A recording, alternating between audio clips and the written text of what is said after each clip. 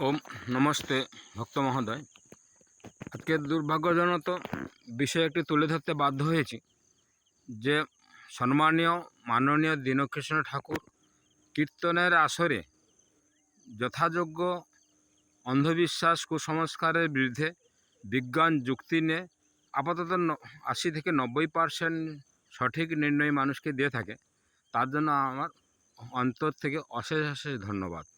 মানুষ অন্ধবিশ্বাস থেকে দূরীভূত হোক, কিন্তু এমন একজন মহান ব্যক্তি, তিনি কিন্তু গোমাতাকে মাতা বলে সম্বোধন করা হয়েছে বলে বর্তমান কীর্তনের কাছে একটা উপহাস্যজনক বিষয়টা তুলে ধরছেন। আমি সেই দীনকৃষ্ণ ঠাকুরকে বলতে চাই, দেখুন বাবাজি, আজকের যে মায়েদের মাধ্যম দিয়ে সংসার থেকে দেশ পৃথিবী রাষ্ট্র উৎপাদন হচ্ছে, রক্ষা আছে, সেই মাতৃজাতকে মা বলে সম্বোধন করা তো আবশ্যক। আমাদের যে গৃহিণী, তার সঙ্গে তো 5টা সম্পর্ক রয়েছেন।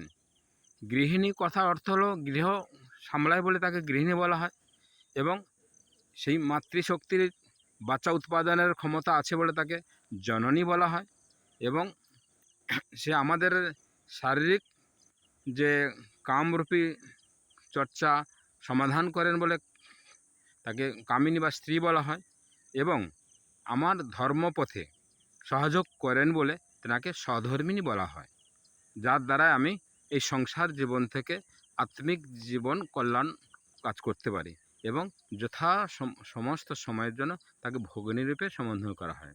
তাহলে আমার স্ত্রীর সঙ্গে তো 5টি সম্পর্ক রয়েছে, তার সঙ্গে তো মা সম্পর্কই থাকছে। তো পৃথিবীতে যত মাতৃজাত রয়েছেন, মা সম্বন্ধ করা আবশ্যক। এবং গবাদি পশুকে মা এই কারণে বলা হয়েছে যে পৃথিবীতে আপনারাই বলে থাকেন অসংখ্য অসংখ্য লক্ষ কোটি জীব এই পৃথিবীতে রয়েছেন। তার অসংখ্য লক্ষ কোটি জীব যে পৃথিবীতে রয়েছে, তার মধ্যে শ্রেষ্ঠ প্রাণী হলো গবাদি পশু, যার মৃতকে অবস্থায় এবং জীবিত অবস্থায় এই পৃথিবীর বুকে উপকার রয়েছেন। অতএব তাকে মা বলে সম্বোধন করা তো অপরাধ কিছু নয়। আমাদের প্রত্যেকটা মানুষের 5 জন পিতা 7 জন মাতা। শুনে রাখুন সবাই, 5 জন পিতার কথা অর্থ হলো, যিনি আমাকে জন্ম দিয়েছেন তিনি আমার পিতা, পালনকর্তা ঈশ্বর তিনি আমার পিতা, এবং গুরুদেব তিনি আমার পিতা, আর যিনি আমাকে এই আমার শ্বশুর মহাশয় পিতা, এবং রাষ্ট্র রক্ষক যে সমস্ত ব্যক্তিরা আজকে রাষ্ট্র রক্ষা করছে তিনি আমার পিতা। তাহলে 5 জন পিতা, এই 5 জন পিতার সহধর্মিণী হলো আমার 5 জন মাতা, ভারত মাতা, এবং এই